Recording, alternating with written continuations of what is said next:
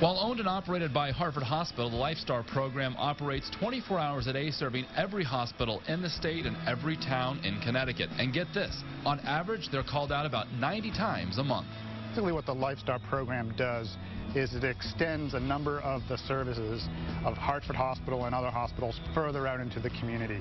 That's Dr. Ken Robinson. He was on hand to show us around. This is one of our LifeStar aircraft.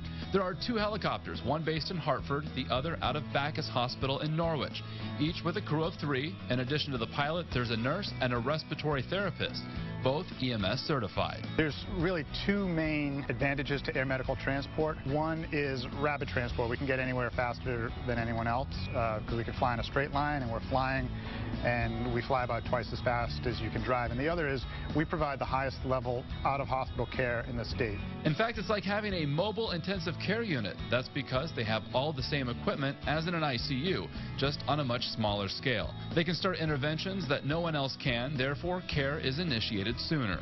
We can do invasive and non-invasive procedures, intubation, advanced airway management, defibrillation. We can initiate medications that normally would have to be initiated once they were at the hospital. We can do that on the way. Significant time and effort goes into training on every type of patient category. Those on board have spent at least 3 years in a critical care setting and then go through a 6 to 9 month orientation period to prepare for whatever they may encounter.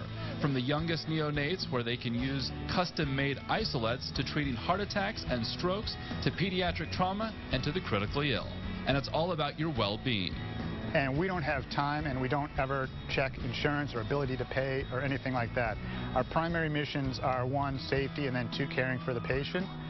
And we don't have time to be doing anything else. So how is it decided that LifeStar will be called to the scene? There'll be an accident.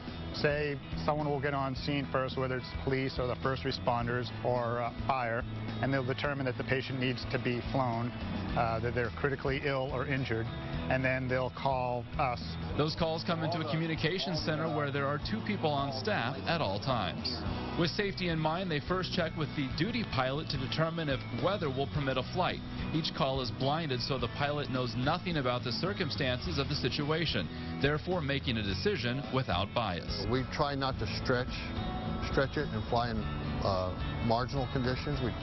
Our goal here is to be as safe as we possibly can. Unfortunately, someone else's misfortune doesn't give us the right to put someone else at risk. The pilot has the final say. After the initial call, once they give the green light, safety checks are performed and they're off the helipad in 7 minutes.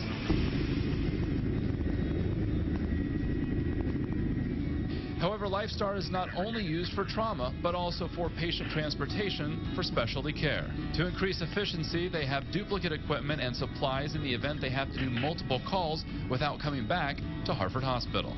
And they're big into continuing education and improving their industry. We do perform a lot of research. We do a lot of primary research studies.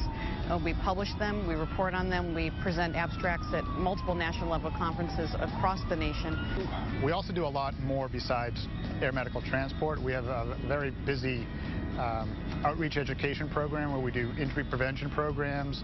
We do safety education. They also do a lot of civic presentations, collaborating with state police. They help with toy drives and in a given year come in contact with over 22,000 people. For Better Connecticut, I'm Mark Dixon.